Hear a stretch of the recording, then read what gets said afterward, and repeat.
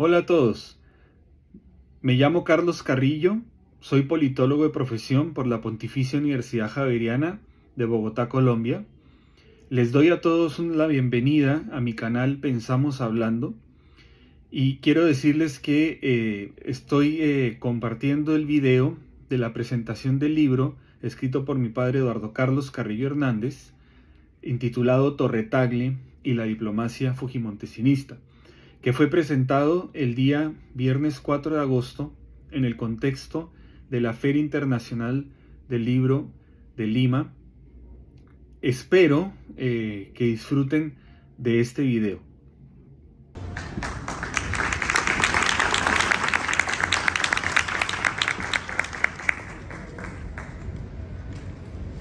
Muy buenas tardes, queridos familiares, amigos, miembros distinguidos de la mesa y lectores presentes.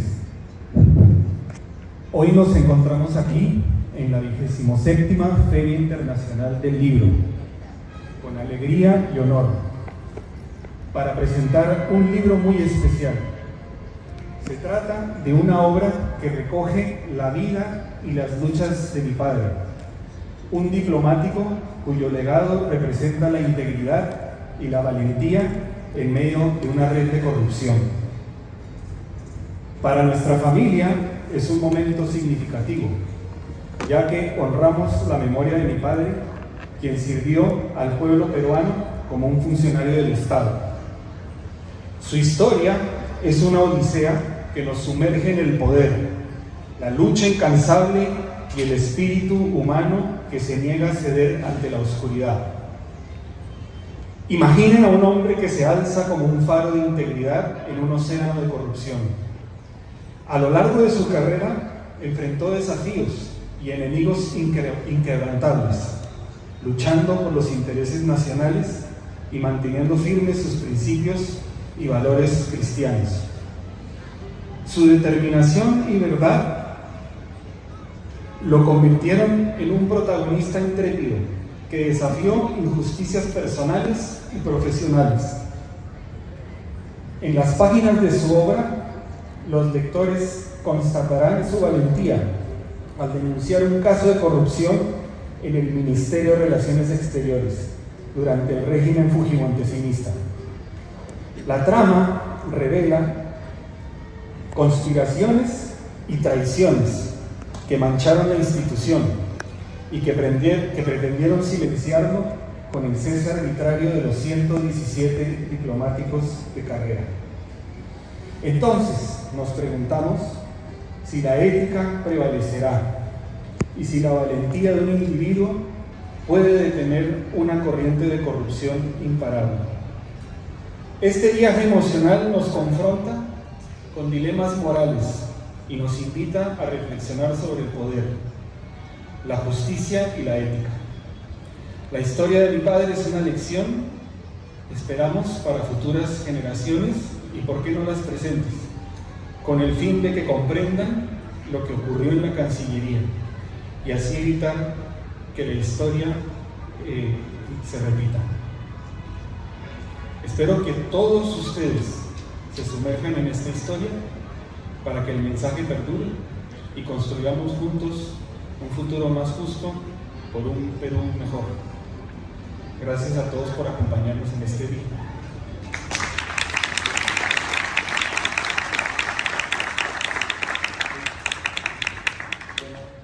A continuación, vamos a presentar a los panelistas que nos acompañan.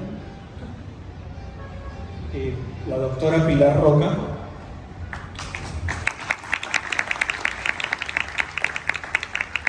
Pilar es cineasta, escritora, investigadora de temas históricos, entre los que destaca Terror en los Andes, El Holocausto Andino, Mr. Lafo Perú, Cine, Política y Corrupción, obras que analizan la violencia cometida por la Corona de Castilla en el siglo XIII y la corrupción en el cine peruano. Es una incansable promotora de la cultura peruana. Además, ha participado como productora en numerosas películas nacionales. Como parte de su trabajo intelectual, ha recibido diversas distinciones nacionales y en el extranjero. Es parte del gremio de escritores del Perú.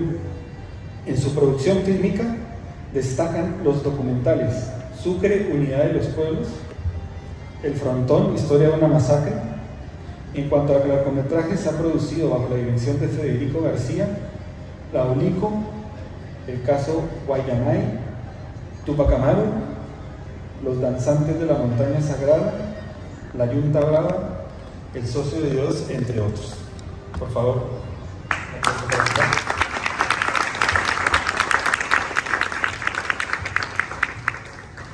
Bueno, buenas tardes a todos y todas. Muchas gracias por estar acá. Debo agradecer a las personas que me han invitado, que son Yolanda, sus hijos, ¿no? Y también a las personas que me están acompañando en la mesa. Héctor, alguien dijo por ahí, el de la dignidad. Sí, pues Héctor, el de la dignidad. Y el gran poeta Aramayo, que está junto a mí. También un tupanamarista que ha escrito novelas, no solamente hace poesía, también hace novelas. Y saludando a todos y agradeciéndoles que estén acá, vamos a intentar aproximarnos un poquito, nada más que un poquito, al libro de Eduardo. Antes quiero decir que Eduardo fue un hombre muy digno, tuve la suerte de conocerlo hoy que vivimos en un país indigno, ¿no? Tuve la suerte de conocer a este hombre y de partir y conversar con él en varias oportunidades, junto con Fico, por supuesto. Bueno, permítanme leer un poco porque el libro es muy amplio, entonces he tratado de hacer resúmenes y voy a intentar leer lo que yo he pensado sobre este libro, ¿no? Comenzamos con que el libro, ya está el nombre, Torre Tagle, La diplomacia fujimosensinista. Autor Eduardo Carlos Carrillo Hernández, nace en 1942, un 22 de marzo, y fallece a la edad de 75 años en el año 2017, ¿no? El libro está aprobado por Héctor Béjar Rivera y el título, al prólogo que ha puesto Héctor, es El testimonio de lucha del embajador Eduardo Carrillo Hernández. Tengo entendido que es Eduardo el que hace la introducción. Esto quería consultarlo con los hijos, pero yo entendí que era Eduardo, ¿no? No lo dice, pero se sobreentiende, ¿no? Entonces, en la introducción, ¿qué plantea la introducción?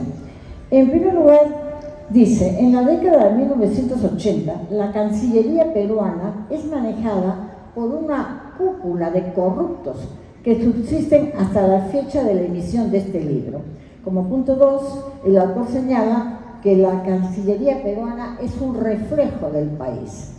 En el lugar tercero, del análisis que yo hago, dice, durante el gobierno de Alberto Fujimori, en el mes de diciembre de 1992, cesaron masivamente a 117 diplomáticos de carrera, uno de los cuales fue el autor de este libro, embajador Carrillo Hernández. Este cese contó con la asesoría, complicidad y autoría de la cúpula corrupta. Los complotados se reunieron en Washington para seguir las órdenes de Fujimori y elaborar la primera lista de cesados. Digo la primera, porque hubo otra lista que hizo otro grupo acá en Lima.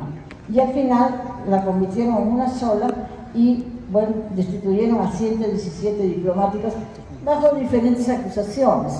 Desde ser homosexuales, ser ignorantes, no servir para nada. Según el libro, esta calificativa no iba a salir, pero alguien lo anotó al costado y se filtró a la prensa. Y muchos, como yo, y los que están acá presentes, habrán estado en el momento en que decían, por homosexual, por ignorante, ¿no? Era una cosa terrible, ¿no? Un insulto, un agravio muy grande que se hizo no solo a nuestro embajador, sino a 116 personas más, ¿no? Porque aparte, no son razones, el de ser homosexual para mí no es una razón de sacarlo, y claro que no era ni una ni otra, no era nada, no estaba, él no calificaba para esto, pero querían sacarlo porque sí calificó por su honradez, y hay otro momento que en el libro se dice, ¿no?, que Eduardo sabía de unos dicen 12 y otros 17 millones que la Cancillería tenía para guardar de una manera interesante, bien, y que no se malogren los documentos de los límites. Y esa cosa no se hizo.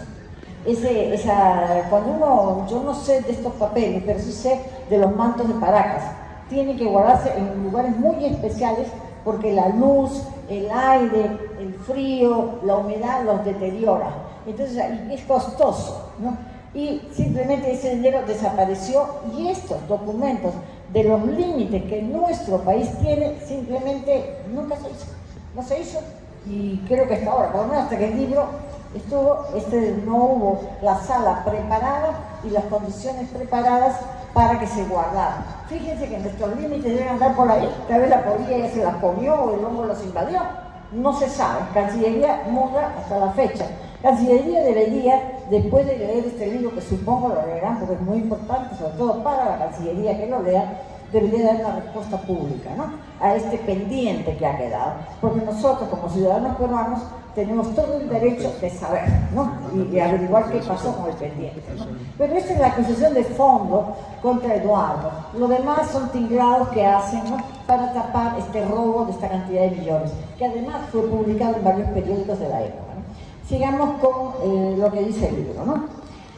El autor califica al gobierno de Fujimori como nefasto y corrupto, gobierno que ya sabemos de 1990 al 2000, contrario a los legítimos intereses del Perú, aparte de inhumano y dictatorial.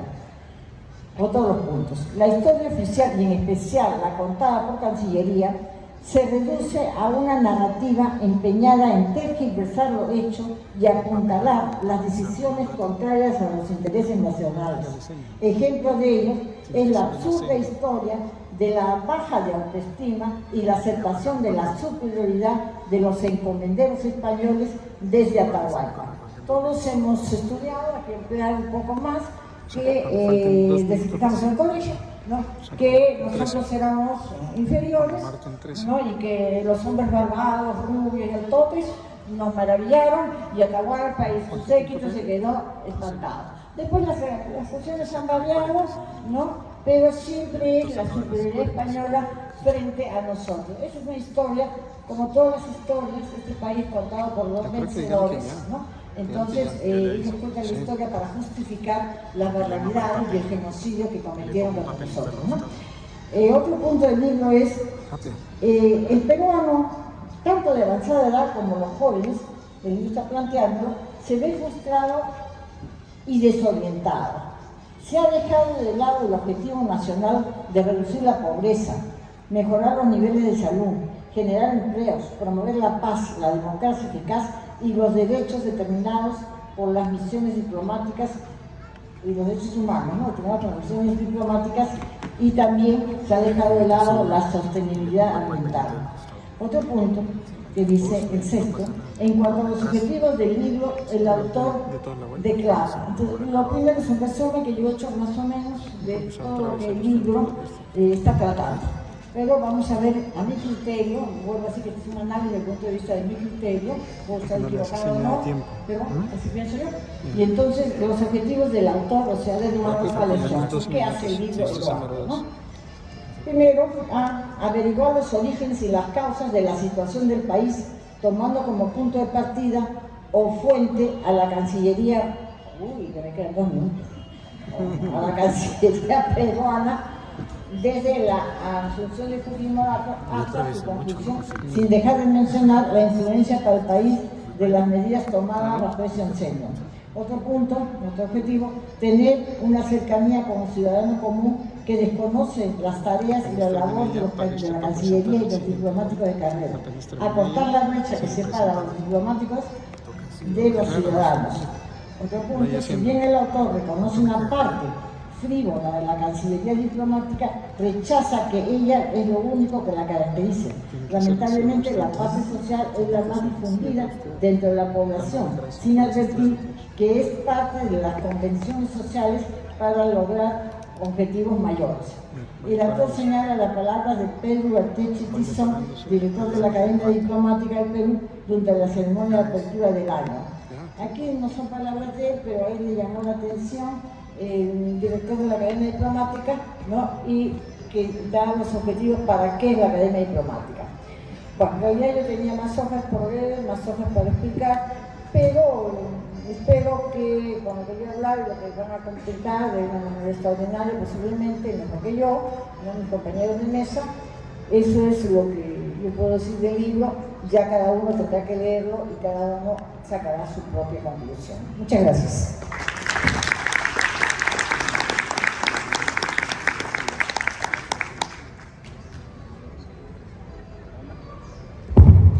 Muchísimas gracias, Pilar, tus palabras y comentarios del libro. A continuación vamos a escuchar al doctor Omar Aramayo. Omar es periodista, editor, poeta y narrador, autor del libro de pintura Humareda, iniciador de los estudios de Carlos Oquendo de Amat y Gamaliel Churata. Aramayo es uno de los renovadores de la poesía peruana contemporánea.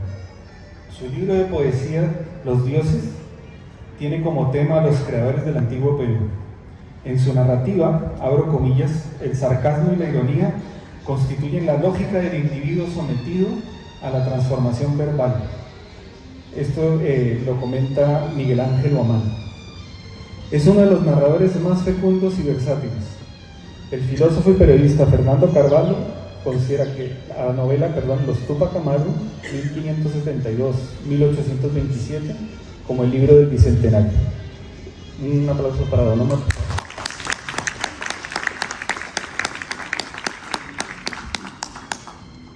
Nuestro querido amigo y maestro Osvaldo Reynoso decía que un libro no se presenta, un libro se celebra. No es el caso. Este libro es más bien un homenaje que le rinde, una pleitesía que le rinde a su esposa, sus hijos, nuestro querido Carlos, a un hombre que supo luchar, batallar, comprometerse y reclamar tal vez lo único que era lo que pedía, es decir, el cumplimiento de su tarea, de su deber de funcionario público. Y por eso murió. O sea, se le acumularon tantas cosas que la guerra lo agotó, la guerra lo mató, la injusticia lo mató. Mi padre tenía un ahijado que de mal nombre recibía Cañita Hueca sin corazón. Quienes son andinos saben que Cañita Hueca sin corazón es una metáfora por la ingratitud de la amada. Pero en el caso de este señor, que era juez, se refería a que era cañita porque le gustaba beber sin medida. Era hueca porque no tenía nada en la mente. Y sin corazón porque cobraba a los clientes sin corazón. Eso es la corrupción. Eso es la corrupción, ¿no? Aprovecharse de una oportunidad, ¿no? Recluir al desvalido y después dejar todo como si nada hubiese ocurrido. Malcolm Lowry, que fue el embajador inglés en México, cuando contempló cómo se venía esta gran catástrofe del fascismo mexicano, no obstante que también era un dipsómano, supo conducir su persona, su caballerosidad, sin perder en ningún instante esa capacidad de ser persona. En cambio, los corruptos pierden esa capacidad y ese compromiso con los demás. Y lo que ha ocurrido y viene ocurriendo es que la corrupción se ha generalizado, ¿no? En ese sentido, Torre Tagle y la diplomacia fujimontesista tiene un tema transversal, que es la corrupción. Parte de una herida personal, ¿no? De cómo es desaforado, es desalojado injustamente de su trabajo. Trata de eso, pero básicamente habla de la corrupción. Y en ese sentido, este libro es hermano de otro libro que trata de la corrupción, que es Historia de la Corrupción en el Perú, de Alfonso Quirós, que para muchos estudiantes se ha convertido en un libro de consulta obligatoria. La corrupción ha minado la historia nacional. ¿Cuándo comienza la corrupción? Dicen que en 1776 el rey envió a dos delegados, a dos enviados que no tenían necesaria relación con las autoridades coloniales en el Perú, Jorge Juan y Ulloa. Ellos constataron en 1776 que el imperio estaba podrido por dentro. O sea, los corregidores, quienes manejaban las minas, todo el mundo estaba metido en la corrupción, en las coimas, en la usurpación del más sagrado de los deberes, que eran los quintos al rey, los quintos y los décimos al rey. ¿Antes no hubo corrupción? Yo creo que no, porque tanto el imperio de los incas como antes de los incas habían estados teocráticos, y a este hombre que maneja todo el poder de los hombres y el poder de los dioses, no se le engaña, y si se le engaña, se le mata, como en la China, como en la China actual. Entonces, todo el periodo colonial y republicano son periodos de gran corrupción, pero en ningún momento la corrupción llega como cuando llega Fujimori. De eso trata este libro, que ustedes van a leer seguramente muy acuciosamente. Y en el capítulo 5, por ejemplo, habla de la topología de la corrupción y cómo se construye la corrupción, ¿no? En primer lugar, la mentira. Todo parte de una mentira, ¿no? Aparecen los embusteros, los prometedores, los sembradores de esperanza, los constructores de necesidades reales o ficticias. Una vez que se ha mentido, una vez que se ha engañado, se roba. El segundo paso es el olvido. La gente se olvida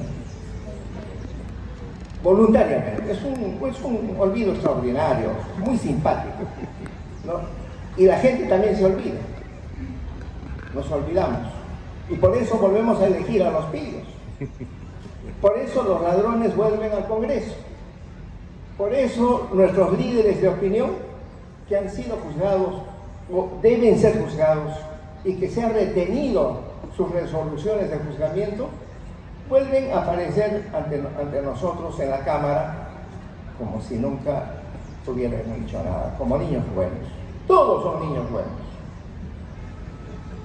Esos son los tres pasos. Y ese es un aporte que se va a desarrollar. Otros intelectuales, los estudiantes de sociología, van a desarrollar esto que Eduardo Carlos Carrillo Hernández diseña como la máquina, esa máquina oscura, esa máquina nefasta que es la corrupción. Sin lugar a dudas, este proceso marca en los 90 algo que Quirós, en su historia de la corrupción en el Perú, dice: se ha estimado que el costo medio anual de la corrupción durante el régimen de Fujimori fue entre 14.000 millones, entre 14.000 y 20.000 millones de dólares anuales. Por 5 años, por 11 años, es una fortuna. Es que este país es único. Este país puede ser invadido, puede ser saqueado, puede ser robado, puede ser incendiado, y de sus cenizas siempre va a renacer. ¿Cuál es el tope? No lo sé. Y para terminar, muchas gracias, Carlos. Muchas gracias. Para terminar, quiero llegar al punto trágico, al punto más doloroso, si es que lo he marcado, pues si no, sabrán disculparme, ¿no? De este libro de Eduardo Carlos Carrillo Hernández. Dice: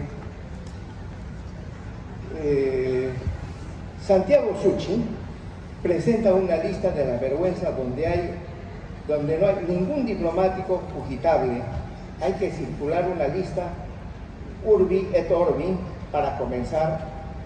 Los embajadores que defendieron el golpe de abril, del 5 de abril de 1992, felicitados por resolución ministerial infame ese año, embajadores Ricardo Luna Mendoza, Alejandro León Pasos, Jaime Stiglitz, luego los que ayudaron a la purga, tú los conoces perfectamente, comenzando por Alfonso Rivero, luego los que regalaron Tihuinza, Jorge Valdés, los que ayudaron a buscar asilo a Montesinos, falsamente con un peligro de golpe de Estado. En Brasil fue Ponce, convenciendo a Cardoso, en Argentina de Cela, convenciendo a De la Rúa, en Chile Coulange, en Nueva York Valdés, etc.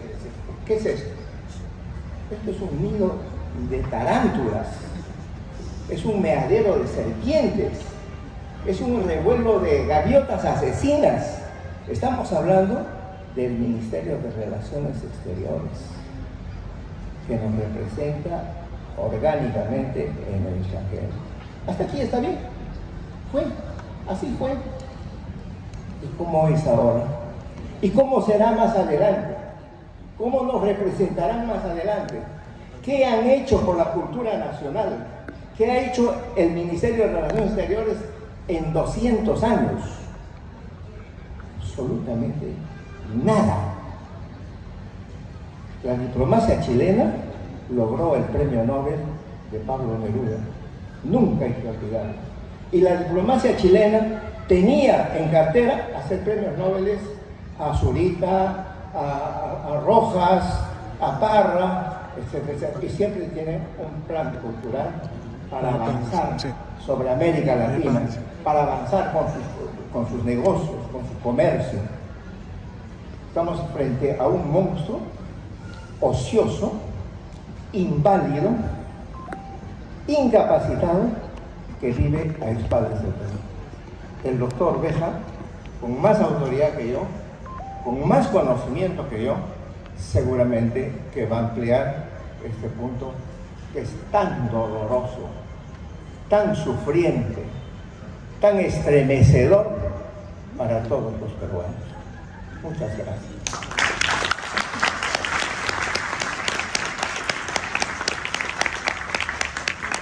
Muchas gracias. A continuación, y ya para concluir, vamos a escuchar al doctor Héctor Béjar Rivera. Héctor es un científico social peruano, abogado, artista plástico y periodista. Doctor en Sociología, se desempeñó como docente en la Facultad de Ciencias Sociales de la Universidad Nacional Mayor de San Marcos, entre otras universidades, además del Centro de Altos Estudios Nacionales. Tiene 230 publicaciones en temas de historia, ciencia política y sociología.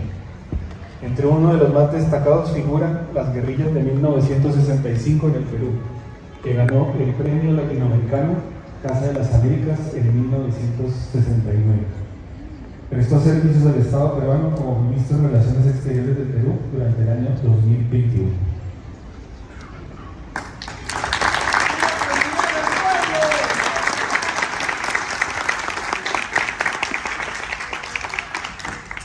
Estimada Yolanda, Carlos, familiares de Eduardo, amigos y amigas de Eduardo, María del Pilar, que aquí también la veo presente, todos los que hemos sido o han sido compañeros de lucha de Eduardo en algún momento.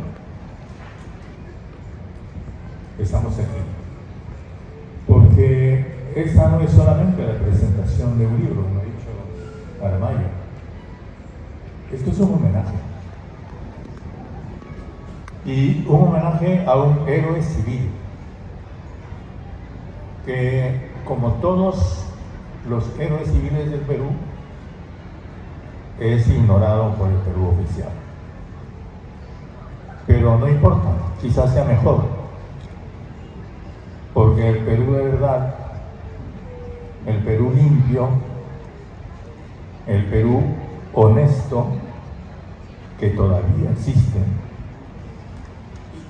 y del que todavía se puede esperar un horizonte también limpio y libre,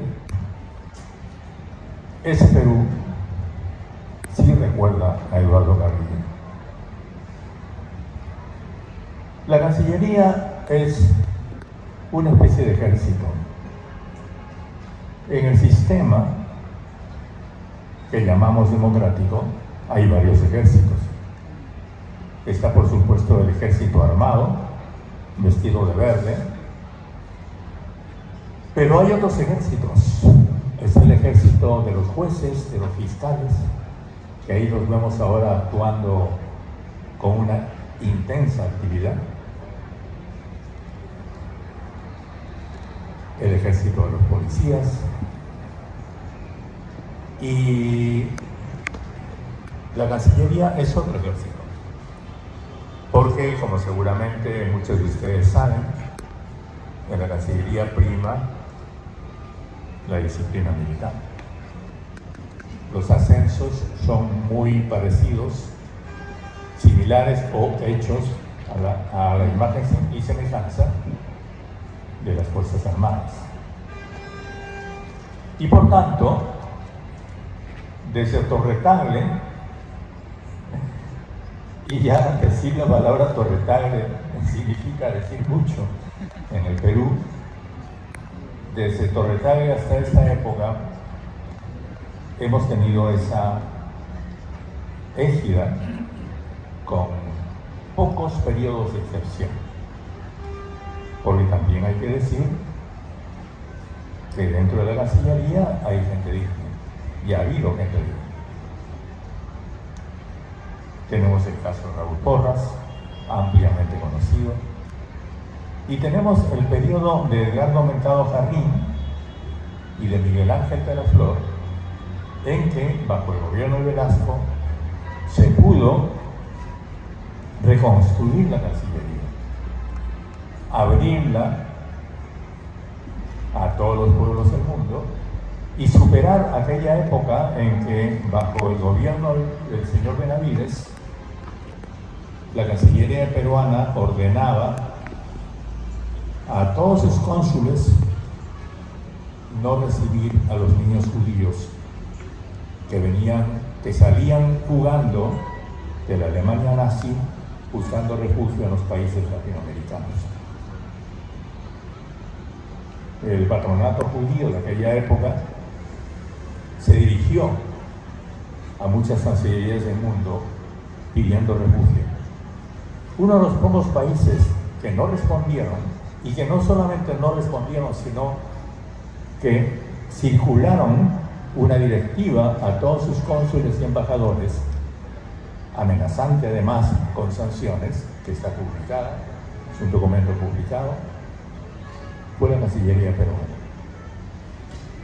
Entonces, así como tiene el periodo digno de Porras o el periodo libre de Mercado y de Miguel Ángel Peraflor, la Cancillería también tiene periodos vergonzosos signados por el nombre de Torre-Tagle, que, como todos sabemos, el marqués de Torre-Tagle, que fue organizador de la primera junta de gobierno que se formó en el Perú y una de las primeras de América Latina o de Sudamérica, del Imperio Español, acabó pidiendo perdón, hablando pestes contra los patriotas y refugiado trágicamente con Rodil en el fuerte de San Felipe. Entonces,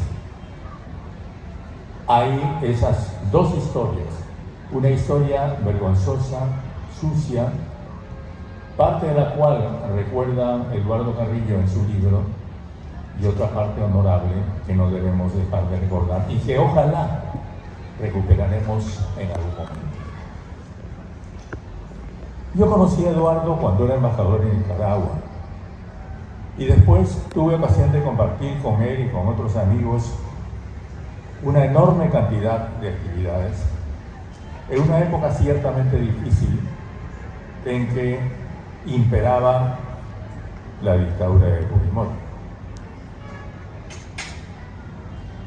Como también sabemos, uno de los primeros actos del señor Fujimori, el año 1992, después, muy poco después, pocas semanas después del golpe de abril, fue ordenar a su embajador en Washington hacer una lista de más de 100 diplomáticos peruanos que constituían la tercera parte de la Cancillería del Perú, la tercera parte del servicio diplomático, y cesarlos inmediatamente. Pero no solamente fueron cesados, sino además fueron calumniados e insultados. Eduardo luchó después de eso de diversas maneras. Luchó por él y luchó por otros. Luchó por sus colegas, por sus compañeros y luchó por todos nosotros. Y hace pocos minutos recordábamos precisamente con María del Pilar la historia que cubre desde el Foro Democrático, sigue con el Frente Civil por la Democracia o el Comité Civil por la Democracia, y continúa con Demos, que fue un partido, el proyecto de un partido político bajo la iniciativa de otro héroe civil, que también hay que recordar que fue Gustavo Mómez, y todo eso significó una resistencia creciente que fue, como decía su propio nombre, ¿no? El comité cívico fue social contra la dictadura que ensombreciera. Porque, por supuesto, Fujimori no se limitó a expulsar arbitraria y abusivamente a estos más de 100 funcionarios del servicio diplomático, sino que además, como todos sabemos, hizo que la Cancillería peruana se prosternara, se inclinara y sirviera los intereses del imperio norteamericano. Y entonces volvimos a tener, así como habíamos tenido durante el gobierno de Benavides, una Cancillería servil al fascismo y al nazismo, eso también hay que recordarlo. Tuvimos en los años 90 una Cancillería servil a los norteamericanos o al gobierno norteamericano. Entonces, el libro de Eduardo y describe las circunstancias de su propia lucha, de su lucha personal. Yo hubiera querido que también describa lo otro, pero por supuesto lo otro está también descrito en otros textos, y el legado que nos deja Eduardo es esa descripción de cómo él recurre a todas las instancias, cómo ese ejército judicial que al comienzo, por la vía de un juez honesto, acepta su recurso, su acción de amparo, como después la Corte Superior niega esa acción de amparo después de varios meses, cuando todos sabemos en el Perú que una acción de amparo tiene muy poco periodo, tiene un plazo muy limitado y muy rápido para decidirla. Y sin embargo, se dio todo su tiempo ese poder judicial. Y después también hace lo mismo, nada menos que hacen lo mismo algunas instancias judiciales internacionales, y hay un capítulo también referido a la Corte y a la Comisión Interamericana de Derechos Humanos. El tiempo se nos acaba y solamente quiero terminar estas palabras diciendo que seguramente la imagen, la personalidad y la obra de Eduardo Carrillo como un representante de la parte digna de la Cancillería permanecerá siempre, no solamente en la conciencia y en el recuerdo de nosotros, sino también en la historia digna de nuestro país. Muchas gracias.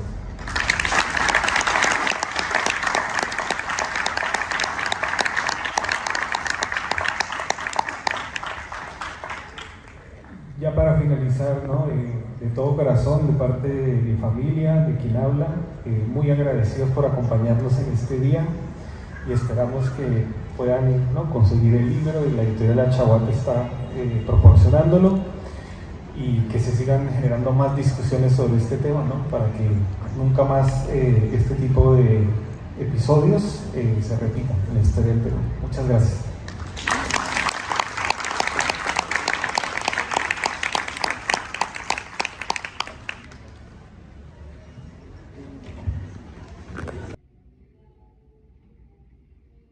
Muchas gracias. Quiero recordarles que el libro se encuentra disponible a la venta en los stands de la editorial Achaguata y de Estación La Cultura, en la misma Feria Internacional del Libro de Lima.